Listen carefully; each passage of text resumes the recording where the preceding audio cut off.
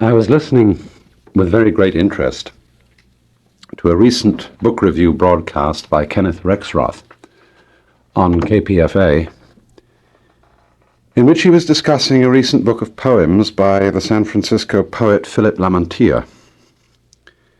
And he was pointing out how the poems were of a decidedly ecstatic character, and was making a number of very interesting observations upon what might almost be called a cult of ecstasy. A cult of ecstasy expressing itself in the current interest in unusual states of consciousness, whether they be the result of mysticism or of drugs or of anything of this kind. And he was saying that you have to make a very clear distinction indeed between ecstasy and sanctity. I'm not quite sure that this is the happiest pair of opposites one could produce, because after all, sanctity has special overtones of a person who has perfected himself in a certain morality or rule of life. And perhaps it didn't originally mean that. Holy, for example, does not originally mean good. Holy means whole, complete.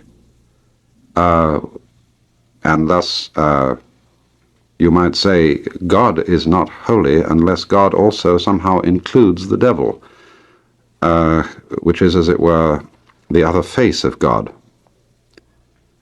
But I think it's terribly important to understand that if you're interested in Eastern philosophy, if you're studying Hinduism or Buddhism or something of that kind, with the object of attaining ecstasy, at this point Kenneth Rexroth was perfectly right in saying that this is a complete misunderstanding. He was also saying that he was making a kind of contrast of beat and square. He was saying how all the New York and San Francisco beat people are just fascinated with ecstasy, but that on the contrary, genuine mysticism is much more likely to be found among humble and devoted adherents of such great traditions as Roman Catholicism, or perhaps Buddhism or Hinduism, as it's actually practiced in Asia. Because these are not people looking for ecstasy, they're people simply devotedly following a way of life which is often very hard indeed.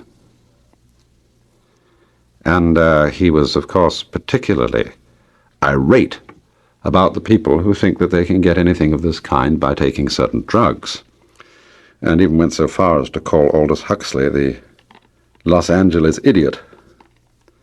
Well, I think that's really very unfair, because it should be said that although ecstasy will not of itself, however induced, produce creative activity, whether it be moral or whether it be artistic, it won't do it for you.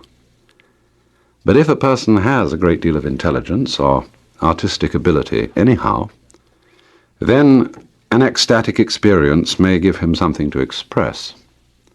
After all, if I'm incapable of describing things, if I were so poor a writer that I couldn't even describe a cloud, I shouldn't be able to communicate much as a result of having had some ecstasy.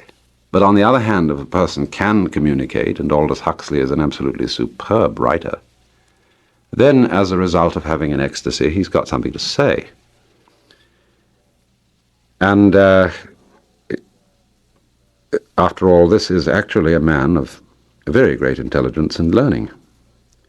And the point is not at all that one could somehow transform a sow's ear into a silk purse with a dose of mescaline, but that certain experiences of this kind might be valuable to people able to profit from them.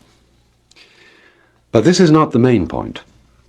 The main point that I think is of great importance here is that there must really be a distinction between ecstasy, that is to say, the thrill, the kick, the delight, the joy of a mystical experience, and the experience itself. Because the experience itself may or may not have ecstasy as a consequence. That is simply a byproduct. The experience itself is always a matter of insight. And the insight, the understanding of the way things are, what you are, what life is, may indeed produce ecstasy, because sometimes this understanding is an enormous relief. And that is the reason when one has been battling, say, with some tremendous problem and suddenly finds the whole thing disappears, when you've been terrified at something or anxious about something and all the grounds for anxiety vanish, then very naturally you feel enormously happy and joyous. And also, I would add that the kind of insight which is the essence or the core of this sort of experience has a way of making the ordinary everyday world seem extraordinarily beautiful. And that again is a byproduct. Whereas things before seemed rather dim and oppressive. You know how even on a fine day, if you're feeling sad or depressed, the actual landscape somehow looks dimmer. Whereas on the other hand, if you're feeling wonderful, the landscape itself looks wonderful. And so in the same way, if one has had certain insights which bring about an extraordinary sense of relief from the oppression of certain problems, then very naturally everything in the world looks a lot better. And you could even go so far as to say it seems transfused with a divine light.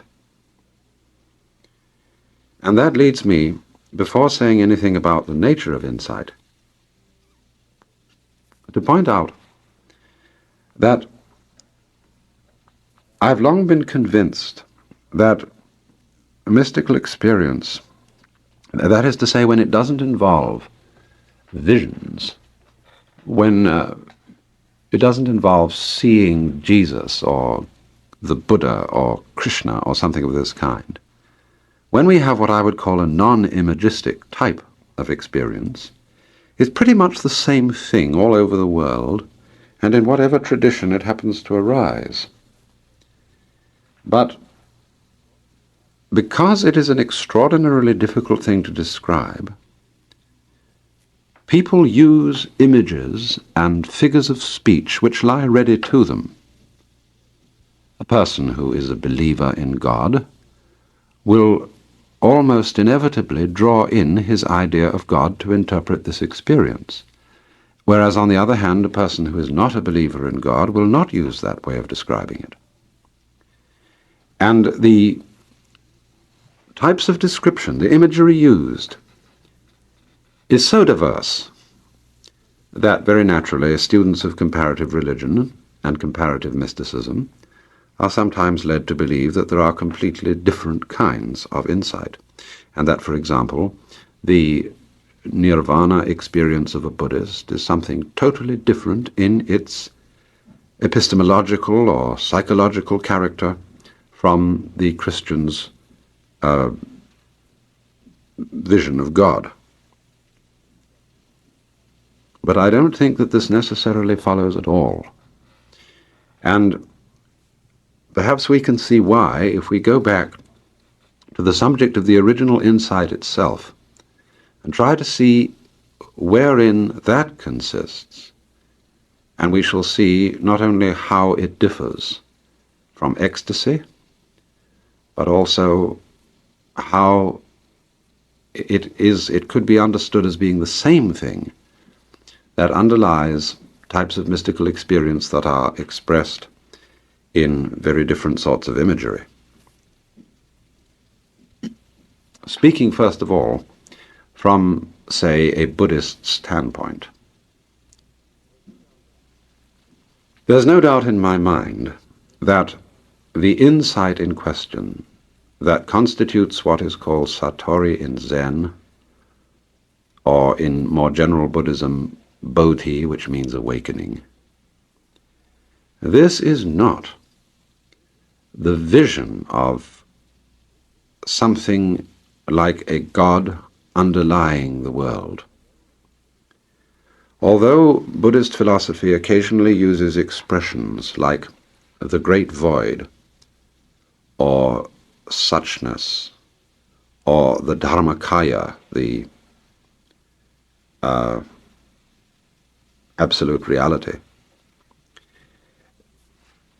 and thus gives the impression that it has a belief in some sort of continuum underlying the world, in rather the same way that water is a continuum in which fish move and air is the continuum in which men move. There are many, many texts in the literature of Mahayana Buddhism which explicitly deny that this is the meaning. It would be much more correct to describe what they call the void as a state of complete mental clarity, in which one ceases entirely to be bothered by false problems. Because the basic thesis of Buddhist philosophy is that the sufferings, the agonies of mankind, especially the psychological ones, derive almost entirely from false problems, from bothering our heads over questions that are not real questions at all. And when these problems are solved, when it is seen that we were asking the wrong question, then one gets this astonishing sensation of seeing that problems exist only, as it were, in a mental sphere. They exist as a result of thought. Whereas the world which is not thought, the world which simply is entirely free from problems. Now, of course, that is something extraordinarily contrary to our general common sense. We think the physical world is full of problems, and we have thought as a valuable instrument to enable us to solve them. And it's true, thought is a valuable instrument. But valuable, we might ask, for whom? Valuable for those who can use it, but not so valuable for those who are used by it, those who, in other words, are hoodwinked by thinking into problems which would not exist otherwise, and which really have no reason to exist. Now let us take, as a simple example, the common philosophical problem with which we've been obsessed in the West for centuries. The problems which are called ontology, or the study of being, and the problems of epistemology, the study of knowledge. These problems very largely have to do with the inquiry as to who or what I am, that's epistemology, and who or what the whole universe is, that is ontology. And they derive from what appears to be the common sense feeling that processes of any kind, actions of any kind, have to have behind them an agent. In other words, if we know, we ask very naturally the question, who or what knows? If we see a movement or an action, we ask, who or what moves? And underlying the whole history of scientific inquiry until quite recent times, there has been the urge to know what, ultimately, underlies the process of the universe. And you see, this has its roots in the historic division of life into two categories: the category of substance and that of function. We always seem to feel that wherever we see activity, operation, movement, energy, that there must be some thing which does it. Now, many of you who've read the writings of that extraordinarily interesting American linguist, Benjamin Lee Whorf, will remember how he pointed out the arbitrariness of this distinction between events and things. How, for example, he showed that very often in our language, phenomena which are clearly events are masquerading in words which seem to suggest that they are things. And he made some most interesting discussions in his book, Language, Thought and Reality, about what we really mean by the distinction between these two classes, to which we assign in our language nouns for things and verbs for events.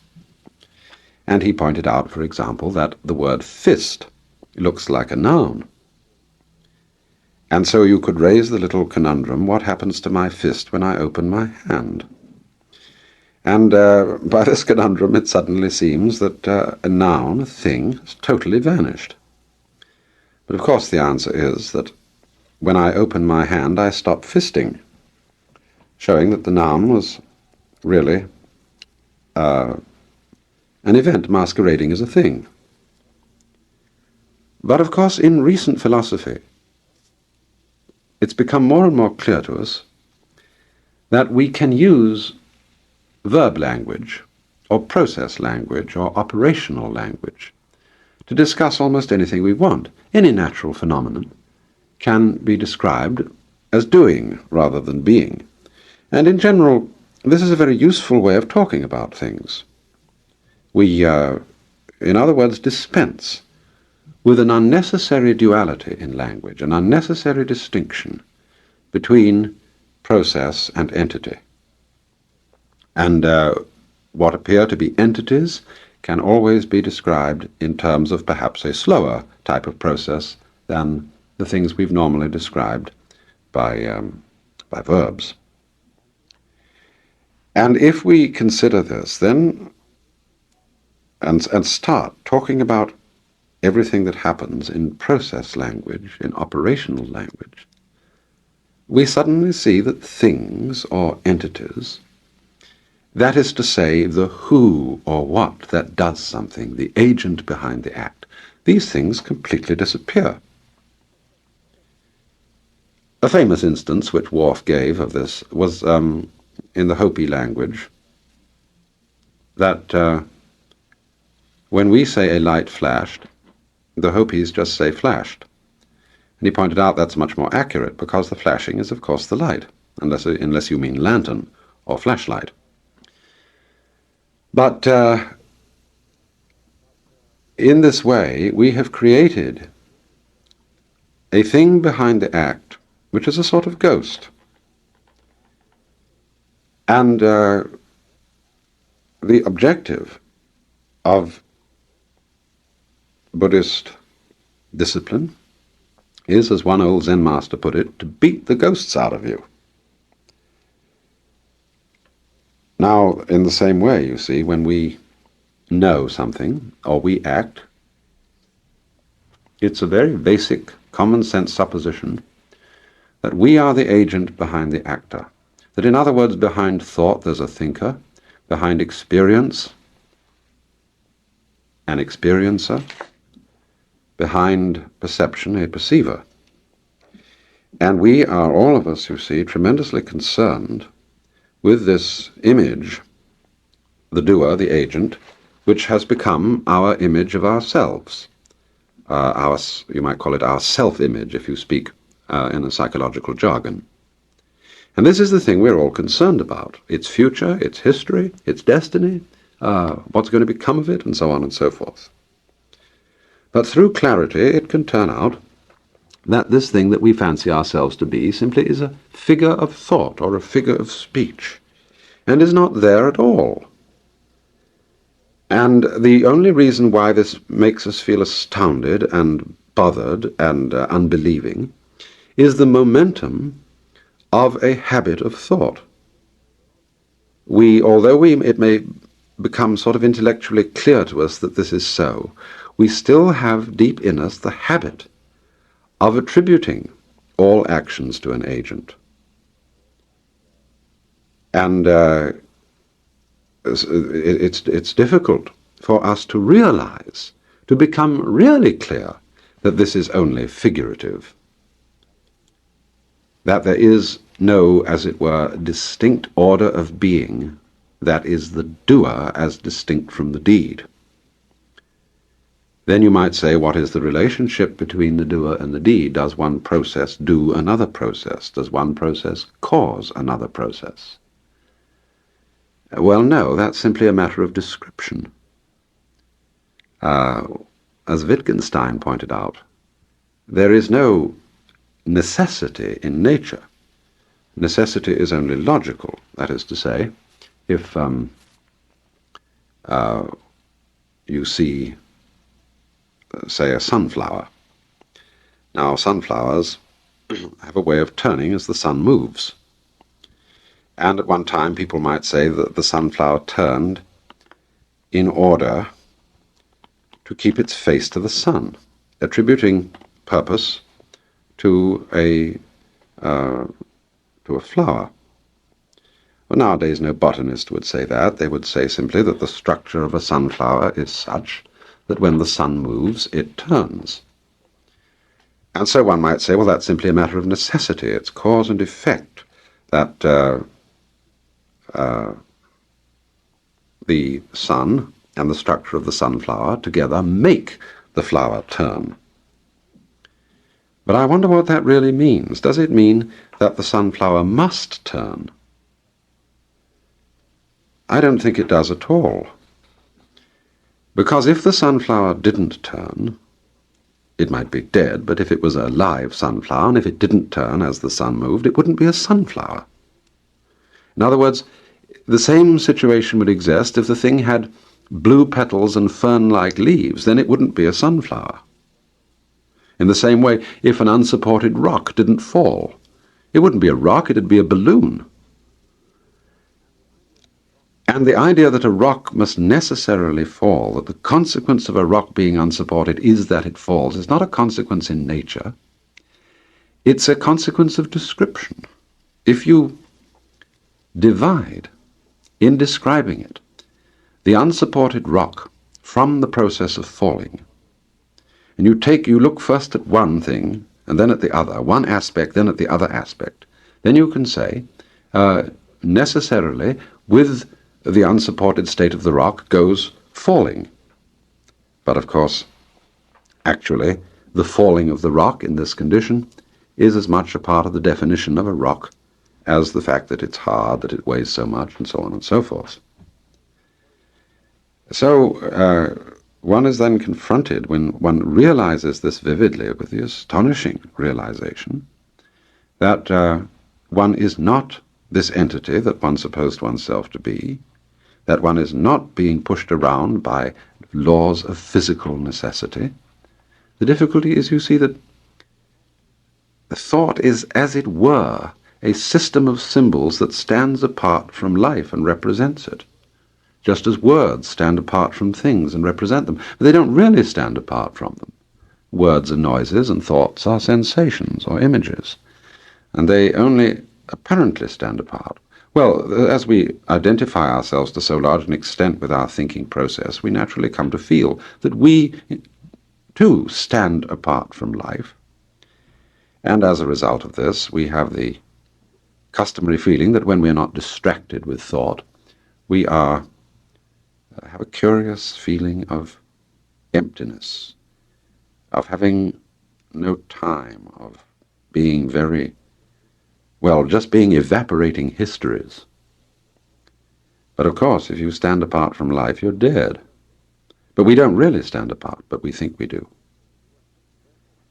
And therefore, when one recovers from that illusion, and the sense of one's separateness, of one's being a thing, an agent, simply disappears. It's not a kind of fatalistic situation, because the feeling of fatalism is that one is the agent, but one is being pushed around. And so this disappearance, and this loss of the sense of separation between the subject and the object, the thinker and thought, and in turn thought and life, could be called, you see, a sense of unity, to which one might, if one were a Christian, give the sense of union with God. But a Buddhist doesn't give it that sense. And since it involves release from the problem of oneself, the lifting of a colossal burden from one's shoulders, there may ensue ecstasy. But the ecstasy itself has nothing to do with it. It's simply a byproduct of the insight of living in a physical world that is totally free from most of the thought problems, if not all the thought problems, about which we continuously beat our bodies and our brains.